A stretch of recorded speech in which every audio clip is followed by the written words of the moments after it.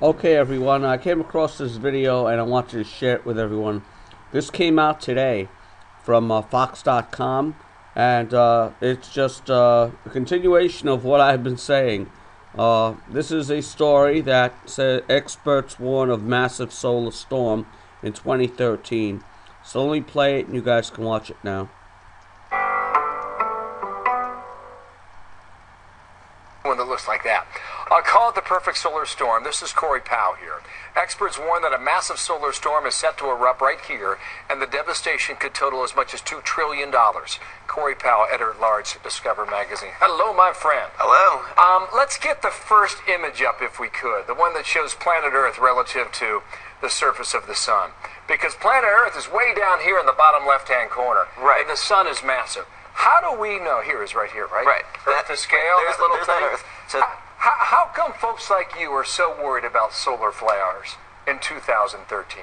Well, so we know from watching the sun for hundreds of years, the sun goes through an 11-year cycle, being relatively quiet, very active and violent.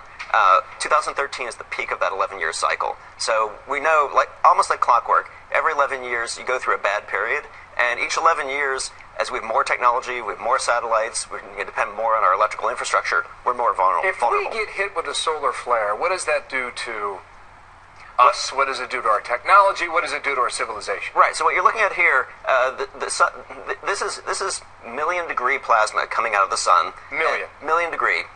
Coming out at 300 to 500 miles per second. It travels through space, it hits the Earth, and actually the biggest thing that it does is it's all magnetized. The Earth is kind of a magnet. It wiggles everything, and that makes electrical currents that go crazy everywhere. So it can lead to blackouts, it can overload your satellites, it can fry radio transmissions and GPS transmissions. That's happened on a small scale before. Talk about the $1 trillion in damage. 1859, apparently Earth was hit by a doozy. The Carrington event. That was long before we had the technology that we do today. Exactly. So is that even a possibility if you go back 150 years ago and think that we could be hit again like that with no warning? We actually know that happens. You can go back and look through. You look through glaciers, and glaciers record different times in the past when these things happened. Actually, the evidence of it gets buried in the ice. So we know this happens every 300, 500 years. So the last one was 150 years ago. It could happen 100 years from now. It could also happen tomorrow.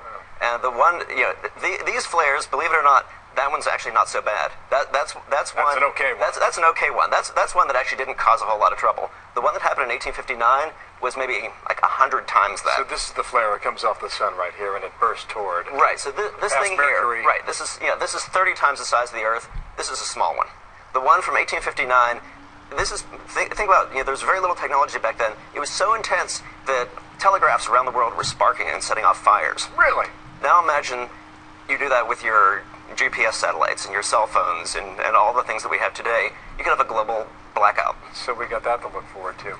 Does this keep you up at night? Yes or no? You know what? This kind of flare doesn't. You know what? It keeps me up at night.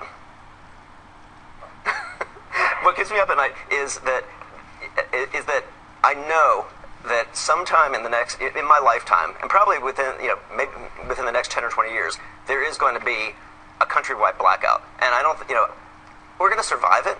But imagine hospitals blacked out, transportation shut down, all your computers, all your smartphones shut down. So yeah, that does really worry me. Be a lead story. Thank you, Corey. Martha. Okay, guys, so I found that and I thought I'd share it with everyone. You guys decide on what you want to do.